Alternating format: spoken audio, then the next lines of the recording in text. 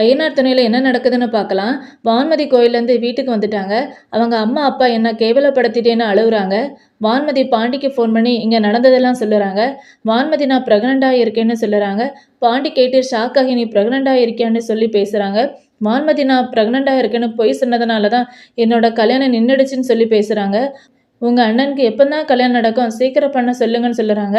நீ எதுக்கு ப்ரெக்னெண்ட்டாக இருக்கேன்னு பொய் சொன்ன உங்கள் அம்மா அப்பாவுக்கு தானே கேவலம், அவங்க இனி என்ன கேவலமாக பார்ப்பாங்கன்னு பாண்டி சொல்லுறாங்க. வசந்த் பாண்டி அடிக்க பிளான் போடுறாங்க. வான்மதியை ஸ்கேன் எடுக்க ஹாஸ்பிட்டல் கூட்டிகிட்டு போகிறாங்க. அங்கே ஸ்கேன் எடுத்து பார்த்ததில் வான்மதி ப்ரெக்னெண்ட்டாக இல்லைன்னு தெரிய வருது. வான்மதியோட அம்மா பொய் சொல்லுவேன்னு ஹாஸ்பிட்டல் வச்சு அடிக்கிறாங்க. எனக்கு முன்னாடியே தெரியுமா, இவ பொய் தான் சொல்லுவா, பாண்டி குடும்பம் ஒரு ஃப்ராடு குடும்பம் தான், ஆனால் அவன் அப்படி பண்ணுற ஆள் இல்லாமான்னு வசந்த் சொல்லுறாங்க. வீட்டுக்கு வரட்டுன்னு சொல்லிட்டு வசந்த் கோவமாக பேசிட்டு கிளம்புறாங்க.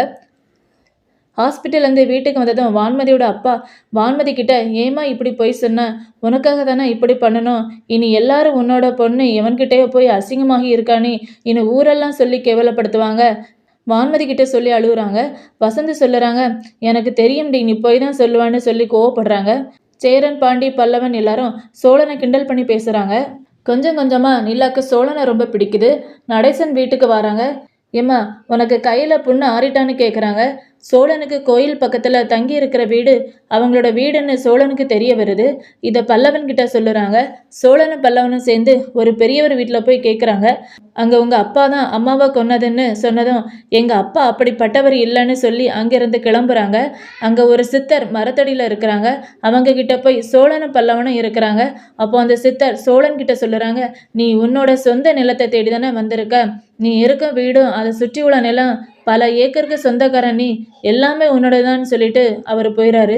பாண்டியும் சேரனும் என்னடா இவர் இப்படி சொல்லிட்டு போறாரு, நம்ம இருக்கிற வீடு மட்டும்தான் நம்மளோடதுன்னு நினச்சேன், ஆனால் இப்போ பாதி நிலமை நம்மளோடதுன்னு சொல்லுறாங்க, ஃபஸ்ட்டு நம்ம நடேசன் கிட்ட கேட்டு பார்க்கலான்னு சொல்லி வீட்டுக்கு போகிறாங்க. அங்கே நடேசன் நல்லா குடிச்சிட்டு பாட்டு பாடிட்டு இருக்காங்க. சோழன் நடேசன் கிட்ட கேட்குறாங்க, அப்பா நம்ம இருக்கிற வீடு யாரோடதுன்னு கேட்டதும் எனக்கு தெரியாதுன்னு நடேசன் சொன்னதும் இவர் பொய் சொல்கிறாருன்னு சொல்லிட்டு நானே கேட்டு தெரிஞ்சுக்கிறேன்னு சொல்லுறாரு. அடுத்த நாள் இந்த கோயிலில் நல்ல ஹெல்ப் பண்ணுவர்கிட்ட போய் கேட்குறாரு. அவர் இந்த வீடு உங்கள் குடும்பத்தில் உள்ள வீடு தான், ஆனால் அது யாருக்கு சொந்தம்னு தெரியலன்னு சொல்லிட்டு ஒருத்தர் போய் பார்க்க சொல்லுறாங்க. இவங்க கிட்ட போய் கேளுங்க உண்மையெல்லாம் தெரியும்னு சொன்னதும் அது வேற யாரும் இல்லை, சோழனோட தாத்தா, அதாவது சோழனோட அம்மாவோட அப்பா. அவங்கள போய் சோழன் பார்க்க போகிறாங்க.